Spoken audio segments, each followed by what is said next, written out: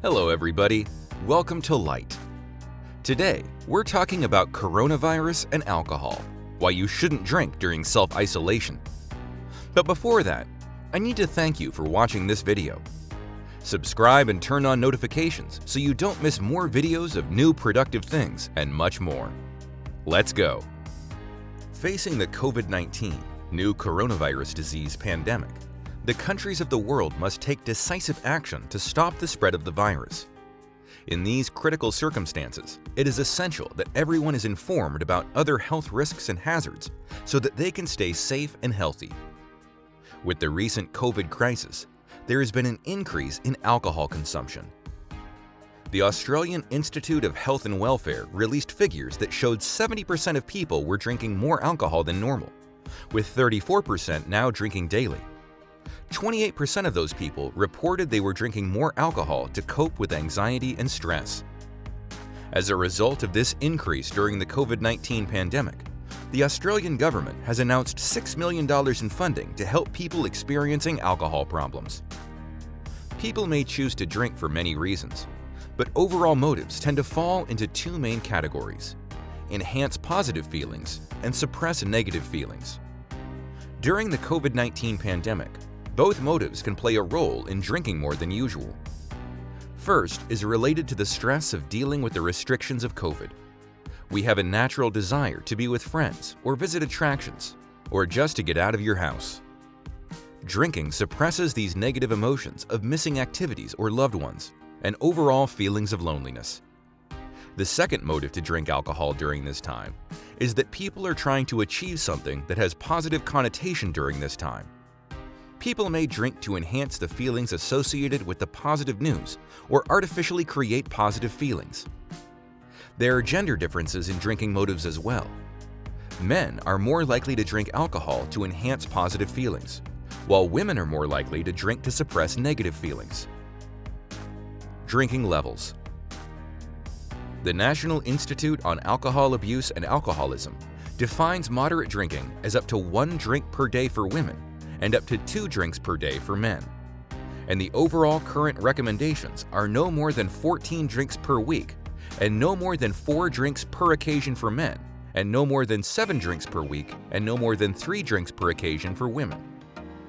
If it becomes 3 or 4 drinks today, and it is, again, 3 or 4 drinks tomorrow, then very easily we start to hit the above week-long threshold. And this is what needs to be an alarming sign.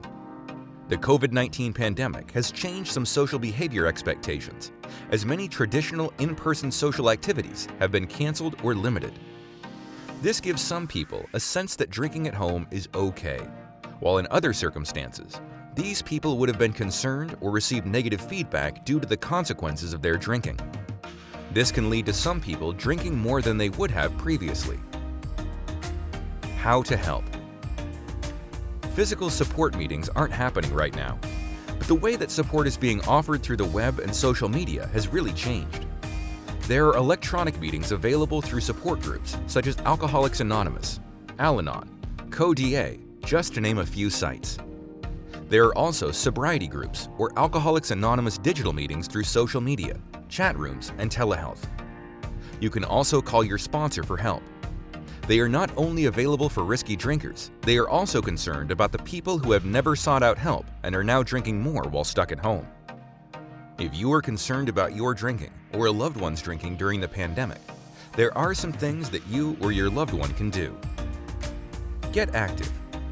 To avoid relying on alcohol to relieve pressure, find ways to occupy your mind and time in a productive way, such as exercising, practicing hobbies, or talking with friends and family. Don't rely on passive entertainment like watching TV. Keep different healthy activities until you find something that is enjoyable.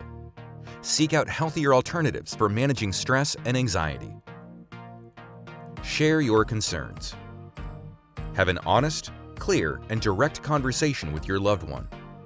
Use specifics, facts, and evidence to bring this concern to his or her attention. Don't be judgmental. Stick to the facts. If you don't have a trusting relationship with the person using, invite another person who is respected and trusted to address the concern. Talk with a primary care provider.